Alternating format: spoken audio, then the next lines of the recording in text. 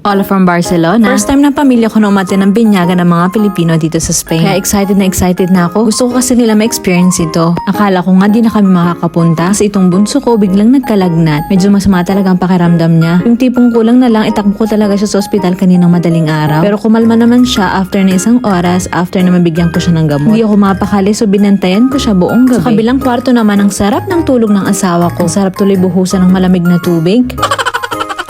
Pero naisip ko wag na lang kasi sigurado ako rin na magpapalit ng bedsheet. Anyway, maaga nga ako nagising siguro mga 8 AM din kahapon. Kapag na-late pa tayo niyan, ewan ko na lang. Ito na nga palang outfit na napili ko. Kapag hindi ko talaga alam ang isusuot, palagi ko pinipili yung ganyang top na may pagkasatin. Binyagan kasi yung pupuntahan natin. So kailangan medyo may pagka-elegante. Naiingit ako kay Mr. Ang daming energy. Sarap sapukin. Siya nga pala, marami nagtatanong sa inyo kung may puno pa din daw ba sa city ng Barcelona. Meron naman, marami-rami rin. Nakapag-park na kami, medyo na-traffic pa kami ng konti. Kaya 10 minutes late tuloy kami sa misa. Buti walang nakapansin, kundi si father lang. Siya lang kasi yung nakaharap sa amin. Sa binyagan dito, ito yung mga napansin ko. Kailangan mag-sign of the cross yung mga ninang at ninong sa kanilang inaanak. Nagulat naman ako kasi ang daming ninong at ninang. Dito kasi sa Spain, dalawa lang ang tinatanggap. Isang babae at isang lalaki lang talaga. At dapat talaga gampanan ng mga ninong at ninang ang role nila. Lalo na sa araw ng Monas during Semana Santa. So tinanong ko nga si Myla kung pwede bang kumuha ng higit sa dalawa. Naisip ko kasi, lugi ako. Dalawa lang yung nakuha ko. So sabi niya, dalawa lang daw talaga ang official na godparents ni Maria Antonella sa papel. Pero wala namang problema during the christening kung gusto mo mas marami. Hindi rin nawawala ang tubig at langis para i-bless si baby. Natatawa nga ako kasi himbing ng tulog ni Maria Antonella. Pinuyat siguro siya ng mga magulang niya kahapon. Gwapong-gwapo naman ako dito sa mister ko today. Sabi ko, smile ka naman, pero show your teeth para mas natural.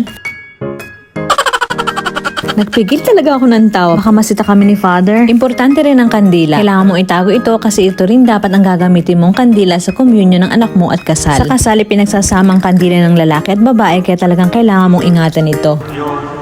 Para con la vela también ir a la confirmación. Uy, that's verdad. Nagpalakpakan ng lahat after ng ceremony. Bigla tuloy nagising si Antonella. Mabilis lang ang misa, siguro mga 40 minutes lang din. Naalala ko nga pala nung pabinyag ako, wala silang hininging bayad sa misa. Libre ito, pero tumatanggap naman sila ng kahit anong amount or ambag para sa simbahan. Nagpictura na nga kami, nakakatuwa, masayang masaya ako. Marami akong Pilipino na makakabanding today. Medyo malayo kasi ang bahay ko dito. Taga-bundok kasi ako. Al pobre. Masayang-masayang lahat kasi kainan na. Pupunta tayo sa Plaza Real. Malapit lang ito sa La Rambla. Pwede naman lakarin na lang namin kasi 15 minutes walk lang din naman ito. Pero dahil nga hindi ako sure kung hanggang kailan okay ang anak ko, iniisipan ko na mag-park sa mas malapit. Dito na kami sa loob. Ang ganda ng napili nilang lugar. Ito ang dating opisina ng Konsulado ng Pilipinas. Lumipat na sila ngayon sa mas malaking building. Philippines Club naman ang tawag nila sa lugar na ito ngayon. Perfect setting ito to celebrate all kinds of events kasi hindi lang maganda sa loob pero maganda din ang view sa labas. Matatanaw mo ang buong Plaza Real. Punong-puno ng bars and restaurants. Etong at may natatanaw kong paella dito sa may bintana. Ang ganda ng decorations. Bet na bet ko yung team na napili ni Myla. Nire-ready na nila ang mga pagkain. Hindi na nga ako makapaghintay kasi sa wakas makakatikim ulit ako ng lechon. Yung lechon kasi dito sa Spain ibang lasa at saka biik talaga. Yung parang kakalabas lang ng ilang araw sa tiyan ng baboy ay iniihaw na agad. Basta next time ipapakita ko sa inyo. Mainit ang pagtanggap sa amin ng pamilya at mga kaibigan ni Myla at Michael. Pilipinong-Pilipino pa rin talaga. Nakakatawa sila. Bigla ko tuloy na miss ang pamilya ko. Nagkaroon din ng maraming kaibigan ng mga ko. Nakakatawa nga silang panoorin. Mag-uumpisa ng kainan. Syempre hindi mawawala ang prayers at pagpapasalamat sa Diyos sa araw na ito. Pinoon ay patuloy mo sila gabayan. Ganun din ang mga dumalo.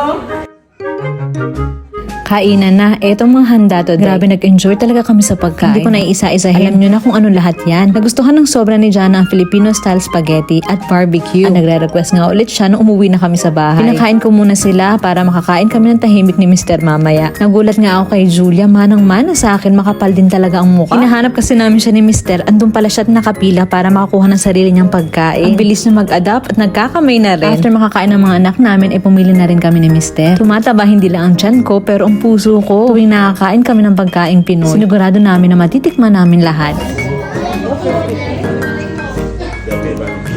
Hindi ko na rin matiis itong paa ng baboy. Hinako ko na siya sa plato ng asawa ko.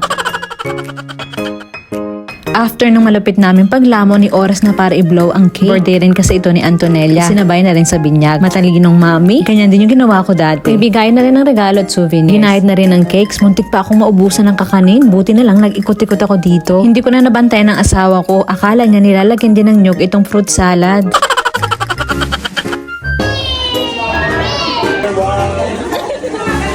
Habang busy sa palaro ang mga bata, ay busy naman ako mapagtsakan sa mga tao dito. Nakatsakahan ko nga ng gusto itong si Ate Cynthia at marami pang iba. Masarap pakinggan ang mga istorya nila. Nakaka-inspired, nakakabilib ang tapang at tatag ng mga Pinoy sa ibang bansa. Shoutout nga pala kay Jennifer, isa kong masugid na follower. Alam kong hindi ka pababayaan ni Lord. Okay? Laban lang tol. Kinilig naman ako today kasi may mga nakakilala sa akin na nagpa-picture. Akala ko kasi nanay tatay ko lang talagang natutuwa sa akin. Shoutout kay Billy, kay Mami Glessy, kay Milrose Spina, kay Marie Chris, Maricel, kay Ate Belle at salamat kay Myle at Michael sa pag-imbita sa amin sa araw na ito. At kay Glory, sigurado makikita ulit tayo. Wait, parang may kulang no? Syempre, hindi mawawala ang karaoke. Expected ko na to.